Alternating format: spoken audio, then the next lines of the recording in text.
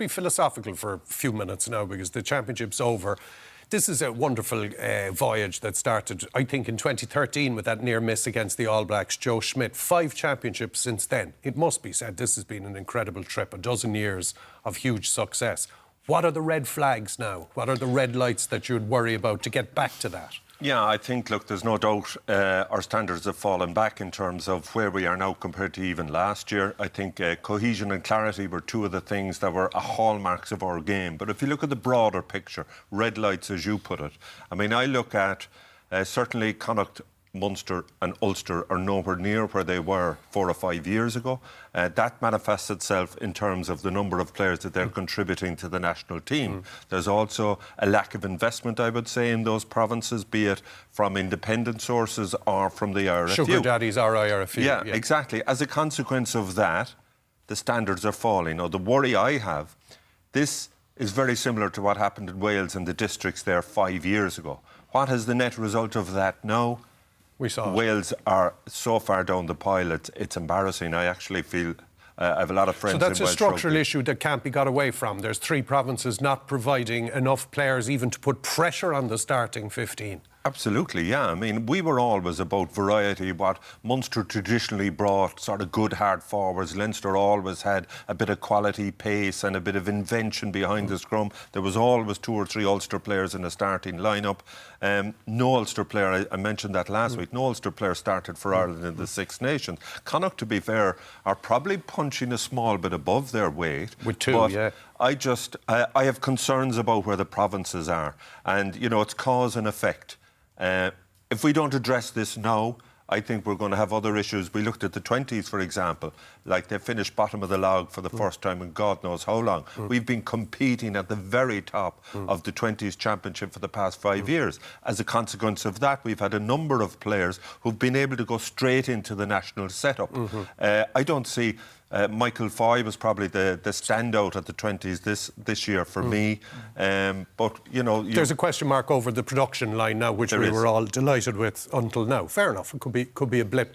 But just in general then, to the point of Leinster's, I suppose, change in style influencing the Irish.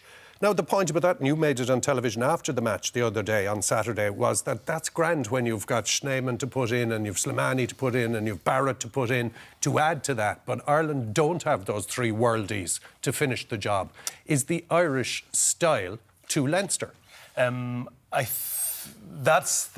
That's the million-dollar question, and I actually don't know the answer, but I think it's something that needs addressed. And when Donal talks about red lights or things to worry, those 3 provinces being weaker, for the first time ever, the over-reliance on Leinster is a problem because Leinster have completely changed how they want to play rugby. How have they changed? Explain. Far more comfortable without possession, get far more energy from... like, they're happy for teams to come at them and come at them and come at them. And then when they do get in the 22, they'd always come away from points because at club level that power game is enough. They definitely put a lot less effort into their launch attack and their phase play attack. They kick the ball more, and you know that's a cultural thing. Which every day, this is what we're building our team on. That's a cultural bottom identity. line, it may beat La Rochelle or Toulouse in Europe, but it's not going to beat France in the Six Nations. Is that the bottom line? I think it maybe could, but I think Andy Farrell and Ireland need to decide, are we going to rewire these Leinster players in a 3-day camp in Kinta to play an Ireland way, or are we going to copy Leinster? I don't know the answer, but I think that's what needs addressed. The problem is that Ireland didn't play like Leinster either. You know, it's a hybrid.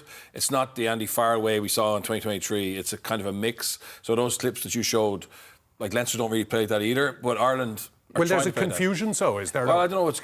Well, there's a lack of alignment is the word, but the problem is, it is what it is. I mean, we've no divine right at national level to tell the provinces how to play or expect them to play to Ireland's strength. We've gone... Like, Ireland have been playing to their strength.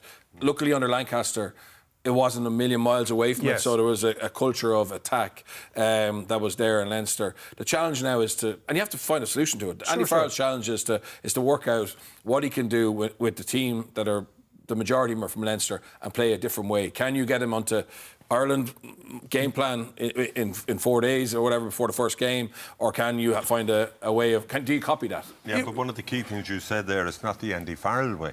Andy Farrell, where he may have had influence and maybe final say in selection given his sabbatical with the Lions, but he wasn't in camp day on day in the days building up to the games. And he might have seen something that Leinster players do automatically. I guarantee you if he was there.